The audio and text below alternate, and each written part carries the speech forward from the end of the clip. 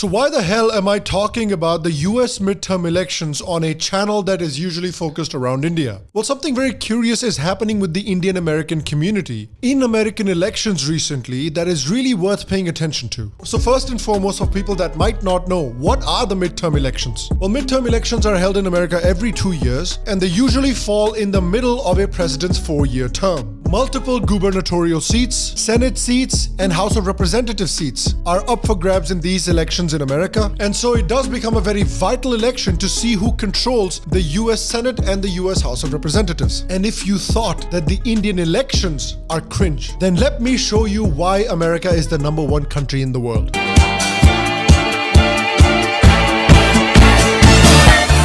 I'm a savage, classy, bougie, ratchet.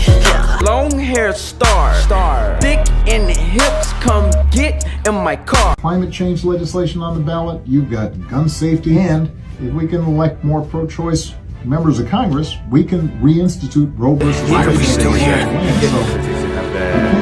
Just stop scrolling! Stop! Every night, I can feel my leg, my arm, even my fingers. What is going to really matter? The body I've lost. What the audience says. They're the ones who are buying tickets. The comrades I've lost. Yes. You get all your friends to iwillvote.com. Of course. Vote. Yes, of course I did. Here you guys go. Cheers. And despite all of that cringe, while many people predicted that there would be a red Republican wave coming in and Republicans would dominate the election, that didn't really happen. And Republicans were massively disappointed, just like Star Wars fans who expected the new trilogy to be any good. It was actually a great election for the Democrats. Republicans lost key Senate and House of Representative races, with the Democrats scoring many surprising wins. In fact, in Pennsylvania, the Republican candidate Mehmet Oz, who was backed by Trump, lost to a guy called John Fetterman, who had a life-threatening stroke in May and can barely even speak properly. On top of that, you lost to Biden. I mean, the guy is basically a corpse. He's like the guy from Weekend at Bernie's, and you still keep losing to him. Many people expected that Biden's mismanagement of the economy, his huge blunder in Afghanistan, and the various culture wars in America would help the Republican Party. But according to voters that were polled, inflation and abortion and reproductive rights ended up being the two biggest issues that energized the people to go out and vote. It seemed like the anti-abortion and the anti-gay marriage rhetoric of the Republicans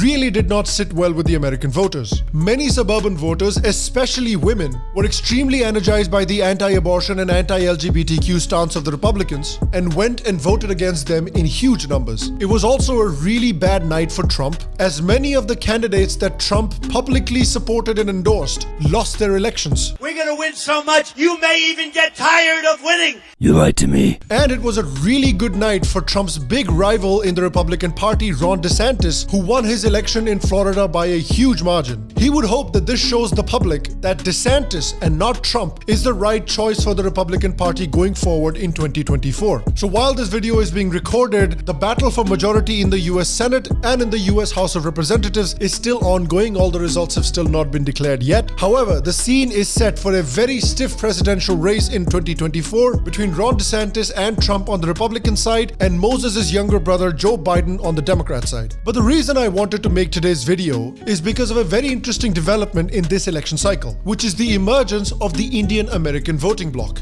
The Washington Post recently published an article about how both Republican and Democratic parties have been trying to attract the Indian American vote. It mirrors in many ways the attempt by both parties to attract the Jewish vote, as the Jewish community is wealthy, influential, and has a large population in some very key states. And something like that might finally be happening with the Indian American community as well. According to Shekhar Narasimhan, a Democrat fundraiser, in 2020, for the very first time, people paid attention to the Indian American voter. Politicians are increasingly turning towards the Indian American community for votes and for funding, as the Indian diaspora has become more politically active. Indian American donors gave between $20 million and $30 million to political candidates from both parties in 2020. and in swing states like Wisconsin, Michigan, Pennsylvania, and Georgia, where some recent statewide elections have been won by margins as small as 0.5%. Indian Americans account for a larger share of the population than the difference in votes between the candidates. We've seen these efforts by both parties to attract the Indian American voter as well. Recently, when President Biden got his vaccine booster shot, he did it surrounded by many doctors of Indian origin. Now, it could be possible that he went looking for doctors and he could only find Indian ones because there are a lot of them. Kamala Harris also joined Biden recently to light a ceremonial diya at a White House Diwali celebration for hundreds of Indian American guests. There are more than 130 Indian Americans in various senior roles across the Biden administration. Even Republicans under Trump made it a point to reach out to the wealthy Indian American community who are becoming more politically relevant every year. Republicans have also been pointing out in various attacks on Biden that the only two governors of Indian descent in American history, Bobby Jindal and Nikki Haley, are both from the Republican Party, even though both of them had to convert to Christianity in order to hold these political offices.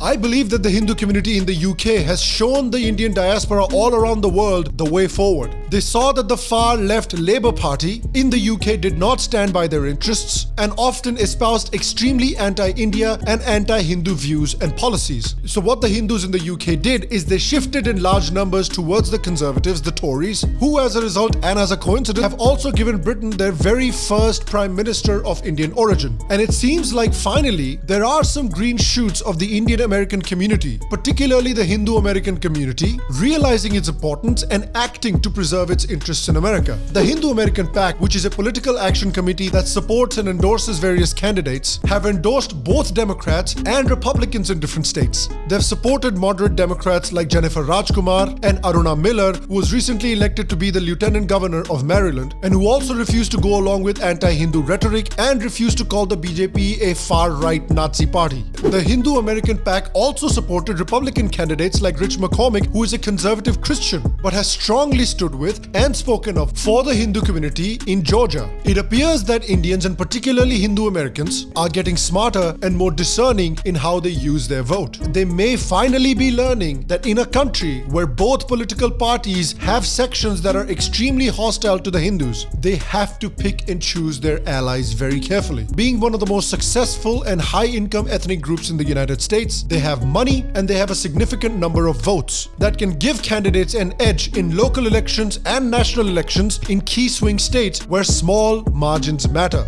If you look at both the Republican and Democrat parties, both parties are split into two factions. The Democrats are split in two between the radical left progressive section led by Bernie Sanders, Alexandria Ocasio-Cortez, Ilhan Omar. CARE was founded after 9/11 because they recognized that some people did something. Rashida Tlaib, who have attacked India on national security and civilizational issues like Article 370 and the Citizenship Amendment Act, who have worked with radical Islamist organizations like the Indian American Muslims Council to deliberately target Hindus and deny the Hindu genocide at the hands of the Pakistani army in Bangladesh in 1971. And the other side of the Democratic Party is the most centrist wing that is led by people like Biden, Jennifer Rajkumar, Aruna Miller, and Raja Krishnamurthy. It's a similar case as well with the Republican Party, with the conservative evangelical Christian wing that is extremely anti-Hindu and more moderate Republicans. So as I said, Indian Americans number nearly 4 million in the United States. They have large populations in key swing states in the United States. They're also the richest and one of the most increasingly politically active groups in the country. And all of this means that the Indian American vote has power. And it seems that the Indian American community, particularly the Hindu American community, is finally starting to realize this. And I want to ask you, if you're an Indian American, if you're a Hindu American, have you seen this shift? Am I over exaggerating when it comes to this shift? What has your experience been? Please let me know in the comment section down below. If you like this English series that I've been doing on the Global channel, guys, please let me know in the comment section down below what topic should I cover next. If you want to check out the latest Sham Sharma Show merch, you can click on the Kanak merch link in the description down below and check that out. If you want to join the mug club of the Sham Sharma Show, you can click on the Patreon link and join the mug club as well. Otherwise, I will see you for the next episode, and until then, stay healthy, stay happy. I will see you next time, and to all of you, a secular pronoun.